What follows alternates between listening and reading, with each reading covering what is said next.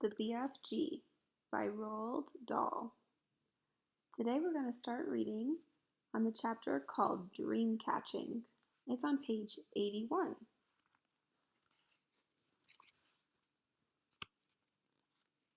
Dream Catching. The big friendly giant put the suitcase on the ground. He bent down so low that his enormous face was close to Sophie's. "From now on, we is keeping as still as winky little miceys," he whispered. Sophie nodded. The misty vapor swirled around her. It made her cheeks damp and left dewdrops in her hair. The BFG opened the suitcase and took out several empty glass jars. He set them ready on the ground, with their screw tops removed. Then he stood up very straight. His head was now high up in the swirling mist, and it kept disappearing, then appearing again. He was holding the long net in his right hand. Sophie, staring upwards, saw through the mist that his colossal ears were beginning to swivel out from his head. They began waving gently to and fro. Suddenly, the BFG pounced. He leapt high into the air and swung the net through the mist with a great wishing sweep of his arm. "Got him!" he cried. "A jar! A jar! Quick, quick, quick!" Sophie picked up a jar and held it up to him. He grabbed hold of it. He lowered the net. Very carefully, he tipped something absolutely invisible from the net into the jar. He dropped the net and swiftly clapped one hand over the jar. "The top," he whispered. "The jar top, quick!" Sophie picked up the screw top and handed it to him. He screwed it on tight, and the jar was closed. Turn to page 82. The BFG was very excited. He held the jar close to one ear and listened intently. "It's a wink squiffler," he whispered with a thrill in his voice. It's even better than a fizz wizard. It's a golden fizz wizard." Sophie stared at him. Oh my," he said, holding the jar in front of him. "This will be giving some little toddler a very happy night when I is blowing it in." "Is it really a good one?" Sophie asked. "A good one?" he cried. "It's a golden fizz wizard. It is not often I is getting one of these." He handed the jar to Sophie and said, "Please be still as a starfish now. I is thinking there may be a whole swarm of fizz wizards up here today, and do kindly stop breathing. You is terribly noisy down there." "I haven't moved a muscle," Sophie said. "Then don't," the BFG answered sharply. Once again he stood up, tall in the mist, holding his net at the ready. Then came the long silence, the waiting, the listening, and at last, with surprising suddenness, came the leap and the swish of the net. "Another jar!" he cried. "Quick, quick, quick!" When the second dream was safely in the jar and the top was screwed down, the BFG held it to his ear. "Oh no!" he cried. "Oh, mince my maggots! Oh, swipe my swoggles!" "What's the matter?" Sophie asked. "It's a Trogglehumper!" he shouted. His voice was filled with fury and anguish. "Oh, save our solos!" he cried. "Deliver us from weasels! The devil is dancing on my dibbler!" Page 84. "What are you talking about?" Sophie asked. The BFG was getting more distressed every moment. "Oh, bash my eye bones!" he cried, waving the jar in the air. "I come all this way to get lovely golden dreams, and what is I catching?" "What are you catching?" Sophie said. "I is catching a frightsome Trogglehumper," he cried. "This is a bad, bad dream. It is worse than a bad dream. It is a nightmare." "Oh dear," Sophie said. "What will you do with that?" "I is never, never letting it go," the BFG cried. "If I do, then some poor little toddler will be having the most curd-blooding time. This one is a real Kixie bog thumper. I is exploding it as soon as I get home." "Nightmares are horrible," Sophie said. "I had one once and I woke up sweating all over." "With this one, you would be waking up screaming all over," the BFG said. "This one would make your teeth stand on end. If this one got into you, your blood would be freezing to icicles and your skin would go creeping across the floor. Is it as bad as that? It's worse, cried the BFG. This is a real whoopsie grob switcher. You said it was a Trogglehumper, Sophie told him. It is a Trogglehumper, cried the exasperated BFG. Exasperated means he was out of breath or exhausted. But it is also a bog thumper and a grob switcher. It is all three riddled into one. Oh, I is so glad I is clutching it tight. Ah, you wicked beastie, you, he cried, holding up the jar and staring into it. Never more is you going to be bunk-doodling the poor little human beanie toddlers. Page 85. Sophie, who was also staring into the glass jar, cried out, I can see it. There's something in there. Of course there's something in there, the BFG said. You was looking at a frightsome Trogglehumper. But you told me dreams were invisible. They is always invisible until they is captured, the BFG told her. After that, they is losing a little of their invisibility. We is seeing this one very clearly. Inside the jar, Sophie could see the faint scarlet outline of something that looked like a mixture between a blob of gas and a bubble of jelly. It was moving violently, thrashing against the sides of the jar and forever changing shapes. It's wiggling all over the place, Sophie cried. It's fighting to get out. It'll bash itself to bits. The nastier the dream, the angrier it is getting when it's in prison, the BFG said. It is the same as with wild animals. If an animal is very fierce and you is putting in a cage, it will make a tremendous rumpeldumpus. If it is a nice animal like a cockadoodle or a frogglefrog, it will sit quietly. Dreams is exactly the same. This one is a nasty, fierce, bog-rotting nightmare. Just look at him splashing himself against the glass. It's quite frightening, Sophie cried. I would be hating to get this one inside me on a darksome night, the BFG said. So would I, Sophie said. The BFG started putting the bottles back into the suitcase. Is that all? Sophie asked. Are we going? I is so upset by this troggle-humping, bog-thumping grob switcher, the BFG said, that I is not wishing to go on. Dream catching is finished for today. Soon, Sophie was back in the waistcoat pocket, and the BFG was racing home as fast as he could. When at last they emerged out of the mist and came again onto the hot, yellow wasteland, all the other giants were sprawled out on the ground, fast asleep. Page 87. The next chapter is called A Trogglehumper for the Fleshlumpeater. They is always having 50 winks before they go scumpering off to hunt human beings in the evening, the BFG said. He stopped for a few moments to let Sophie have a better look. Giants is only sleeping every then and now, he said, not nearly as much as human beings. Human beings is crazy for sleeping. Is it ever occurring to you that a human being who is 50 is spending about 20 years sleeping fast?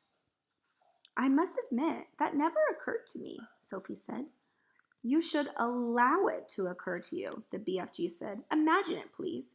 This human being who says he is 50 has been fast asleep for 20 years and is not even knowing where he is, not even doing anything, not even thinking. It's a funny thought, Sophie said. Exactly, the BFG said. So what I is trying to explain to you is that a human being who says he is 50 is not 50. He is only 30. What about me? Sophie said. I'm 8. You is not 8 at all, the BFG said. Human being babies and little chidlers is spending half their time sleeping, so you is only 4. I'm 8, Sophie said. You may think you is 8, the BFG said, but you has only spent 4 years of your life with your little eyes. Page 88. Open. is only 4. Please stop higgling me. Titchy little snapper whippers like you should not be higgling around with an old sage and onions who is hundreds of years more than you. How much do giants sleep? Sophie asked. They is never wasting much time snozzling, the BFG said. 2 or 3 hours is enough. When do you sleep? Sophie asked. Even less, the BFG answered. I is sleeping only once in a blue baboon. Sophie, peeking out from her pocket, examined the 9 sleepy giants. They looked even more grotesque now than they were awake. Grotesque means super gross or nasty. Sprawled out across the yellow plain, they covered an area about the size of a football field. Most of them were lying on their backs with their enormous mouths wide open, and they were snoring like foghorns. The noise was awful. Suddenly, the BFG gave a jump in the air. By gum frog, he cried. I is just having the most wopsy whiffling idea. What? Sophie said. Wait, he cried. Hold your horse feathers. Keep your skirt on. Just wait to see what I is going to bring about. He galloped off fast to his cave with Sophie hanging on tight to the rim of his pocket. He rolled back the stone. He entered the cave. He was very excited. He was moving quickly. You stay where you is in my pocket, Huggy Bee, he said. We is doing this lovely bit of buck swashling both together. He laid aside the dream-catching net, but hung onto the suitcase. He ran across to the other side of the cave and grabbed the long trumpet thing, the one he had been carrying when Sophie had first seen him in the village. Page 89. With the suitcase in one hand and the trumpet in the other, he dashed out of the cave. What is he up to now? Sophie wondered. Keep your head up good, the BFG said. Then you will have a fine winkle of what is going on. When the BFG came near to the sleeping giants, he slowed his pace. He began moving softly. He crept on his toes towards the ugly brutes. They were still snoring loudly. They looked repulsive, filthy, diabolical. The BFG tiptoed around them. He went past the gizzard gulper, the blood blotter, the meat dripper, the child chewer. Then he stopped. He had reached the Fleshlumpeater. He pointed at him. Then he looked down at Sophie and gave her a big wink. He knelt on the ground and very quietly opened the suitcase. He took out of it the glass jar containing the terrible, nightmarish Trogglehumper. At that point, Sophie guessed what was going to happen next. Witch, she thought. This could be rather dangerous. She crouched lower in the pocket so that only the top of her head and her eyes were showing. She wanted to be ready to duck out of sight very fast, should anything go wrong. They were about 10 feet away from the Fleshlumper's face. The snorting noise he was making were disgusting. Every now and again, a big bubble of spit formed between his 2 open lips. Then it would burst with a splash and cover his face with saliva. Taking infinite care, the BFG unscrewed the top of the glass jar and tipped the squiggling, squirmy, faintly scarlet Trogglehumper into the wide end of his trumpet. When they say scarlet, it means a color, like red. He put the other end of the trumpet to his lips. He aimed the instrument directly at the Fleshlumpeater's face. He took a deep breath and puffed out his cheeks, and then woof, he blew. Sophie saw a flash of pale red go darting towards the giant's face. For a split second, it hovered above the face. Then it was gone. It seemed to have been sucked up the giant's nose, but it had all happened so quickly. Sophie couldn't be sure. We had better be skittling away quick to where it is safe, the BFG whispered. He trotted off for about 100 yards and then stopped. He crouched low to the earth. Now, he said, we is waiting for the gun and the flames to begin. They didn't have to wait long. The air was suddenly pierced by the most fearful roar Sophie had ever heard, and she saw the Fleshlumpeater's body, all 54 feet of it, rise up off the ground and fall back again with a thump. Then it began to wriggle and twist and bounce about in the most violent fashion. It was quite terrifying to watch. "Ew!" roared the Fleshlumpeater. "Ah!" "He's still asleep," the BFG whispered. "The terrible Troggle-humping nightmare is beginning to hit him." "Serves him right," Sophie said. She could feel no sympathy for this great brute who ate children as though they were sugar lumps. "Save us!" screamed the Fleshlumpeater, thrashing about madly. "He's after me! He's getting me!" The thrashing of limbs and the waving of arms became more violent by the second. We're on page 92. It was an awesome thing to watch such a massive creature having such mighty convulsions. "It's Jack!" bellowed the Fleshlumpeater. "It's the foolish, grunchless Jack! Jack is after me! Jack is crackling me! Jack is spite-sticking me! Jack is splash-plunking me! It is the terrible, fright-swiping Jack!" The Fleshlumpeater was writhing about all over the ground like some colossal tortured snake. "Oh, spare me, Jack!" he yelled. "Don't hurt me, Jack!" "Who is this Jack he's on about?" Sophie whispered. "Jack is the only human being all giants is frightened of," the BFG told her. "They is all absolutely terrified of Jack. They is all hearing that Jack is a famous giant killer." "Save me!" screamed the Fleshlumpeater. "Have mercy on this poor little giant, the beanstalk! He's coming after me with his terrible spike-sticking beanstalk! Take it away! I is begging you, Jack! I is praying you not touch me with your terrible spike-sticking beanstalk!"